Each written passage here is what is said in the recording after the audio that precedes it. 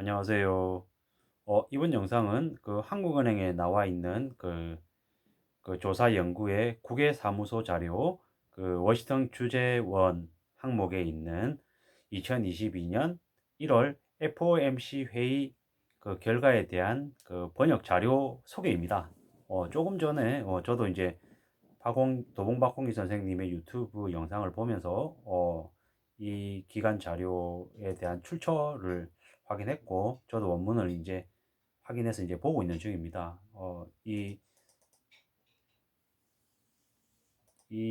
한국은행의 그 워싱턴 주재원의 FOMC 회의 결과 자료에 대한 그 URL은 제가 이 영상 그 하단에 그 댓글로 남겨놓도록 하겠습니다.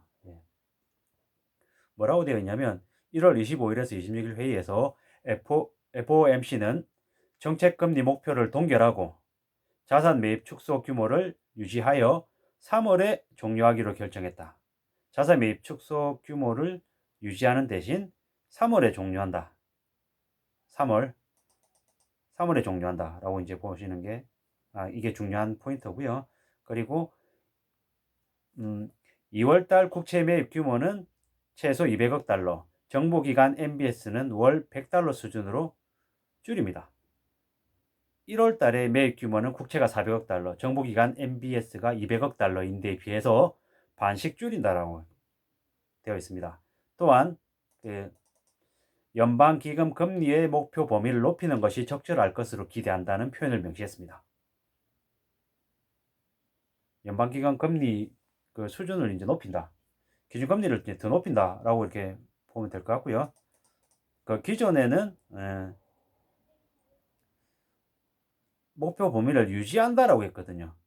연방기금 금리의 목표를 유지한다라고 되었는데 이게 기존 내용인데 이걸 높이는 걸로 이제 바꿨다라고 보시면 되겠습니다. 아까 서두에 말씀드렸을 때 그 자산 매입 축소 규모를 유지하되 3월에 종료한다. 9명 전원이 찬성했다고 하고, 그리고 그 연방기금 금리 목표를 기존에 유지하는 거에서 높이는 걸로 변경했다고 합니다. 그리고 그 연준의 대차 대조표 규모 축소 원칙을 발표했다고 합니다.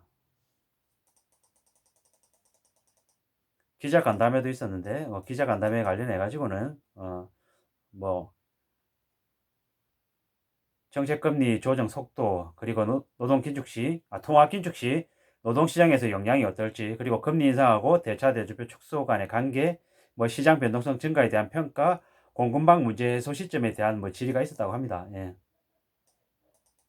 뭐 코로나 팬데믹 때문에 그 뭐 경제 활동이나 고용 지표가 이제 계속 영향을 받았다, 안 좋아졌다라는 거고요. 계속 현재 받고 있다. 기존에는 코로나19의 영향을 받고 있다 였는데 지금에는 코로나19 감염 사례의 급격한 증가로 영향을 받고 있다. 이렇게 조금 내용이 디테일이지만 좀 더 강하게 됐네요. 그리고 고용이 증가했고 실업률이 상당 부분 하락했다라고 이렇게 평가하고 있고요. 그리고 향후의 경제 방향은 바이러스 진로에 따라 달려 있다. 그리고 새로운 변종 바이러스의 리스크가 여전히 남아 있다라고 이제 보고 있고요. FOMC는 완전 고용하고 2% 인플레이션 목표를 장기간에 걸쳐 달성하는 것을 추구하겠다라고 했고요. 그리고 이제 2%를 상회하는 인플레이션과 강력한 노동시장으로 인해 연방기금의 금리 목표를 높이는 게 적절하다라고 이렇게 바꿨습니다. 기존에는 인플레이션 한 2%를 상회함에 따라 목표 범위를 유지하겠다 이렇게 했는데 인플레이션이 2%를 훨씬 넘고 있다. 그리고 강력한 노동시장 때문에 금리의 목표를 높이는 게 맞다. 또 이제 바꾼 거죠. 그리고 월 자산 순매입 감축 속도를 유지해서 3월째 종료하기로 결정했다라는 거죠. 아까 말씀드렸던 것처럼 2월 달에는 국채는 200억 달러, 정부 기관 MBS는 100억 달러로 이제 수정된 거죠. 조정이 된 거죠.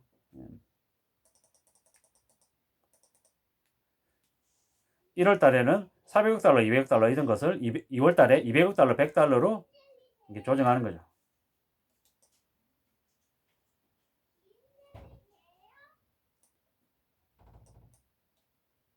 뭐 연준의 대차 대조표 규모 축소 원칙이다. 뭐 이렇게 얘기했고,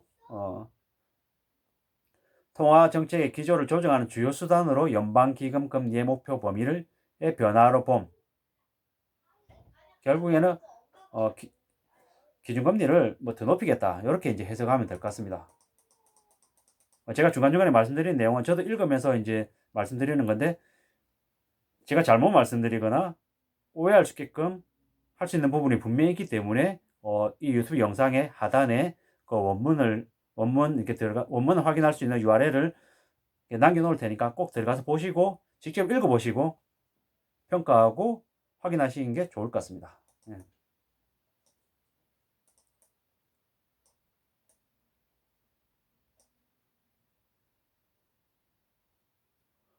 뭐 연준이 정책금리 인상 경로가 어떻게 해야 되는지, 어떻게 해야 적절한지에 대해서 자신 있게 예측하는 건 어렵다. 그래서 현재 FOMC는 정책 방향에 대해서 어떠한 결정도 내리지 않았다. 연준은 겸손하고 민첩하게 그리고 양면적인 리스크가 있는 현재 상황을 헤쳐나갈 것이다. 이렇게 되어 있습니다. 가능한 한 명확하고 투명하게 소통하기 위해 노력할 건데, 경제 상황이 2015년에 금리를 올릴 때와는 매우 다른 환경이다. 인플레이션이 목표 수준 2%보다 훨씬 상회하고 있어서 이에 따른 적절한 정책 조정 속도에 중요한 영향을 미칠 걸로 본다.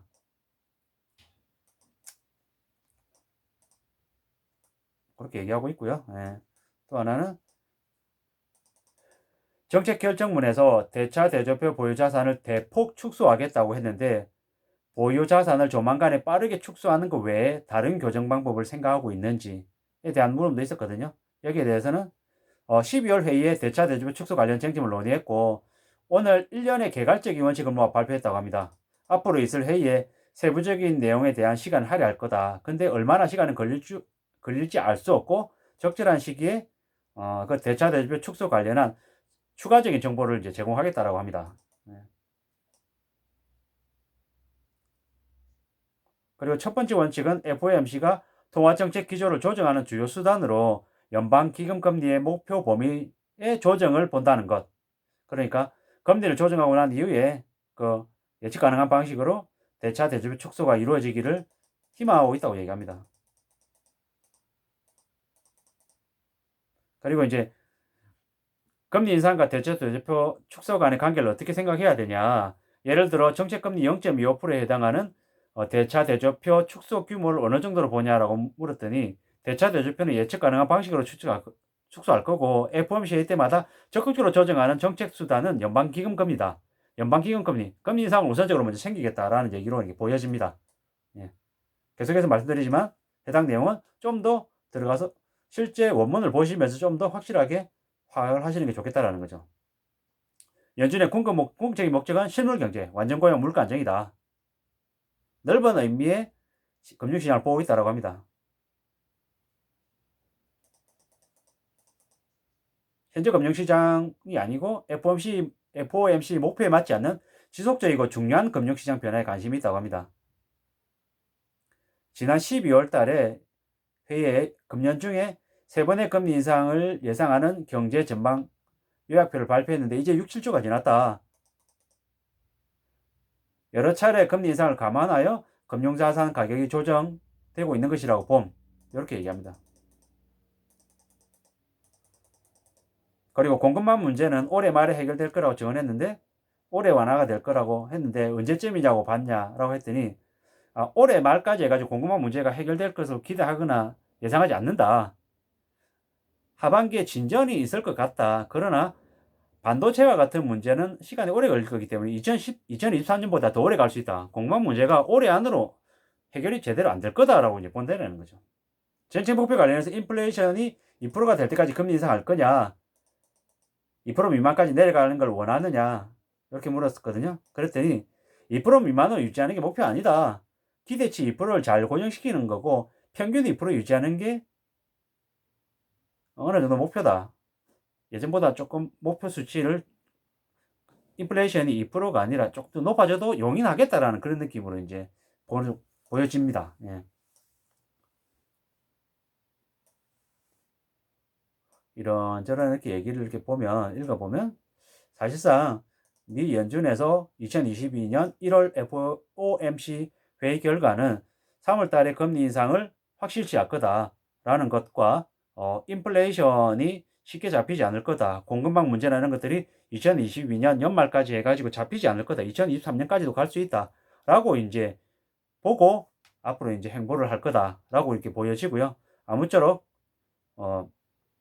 이 2022년 1월 FOMC 회의 이 워싱턴 보고서를 꼭 이렇게 정독해서 이렇게 보시는 게 좋을 것 같다라는 말씀을 드리면서 이번 영상은 마칠까 합니다. 오늘 하루도 잘 마무리하시기를 간절히 바라겠습니다. 고맙습니다.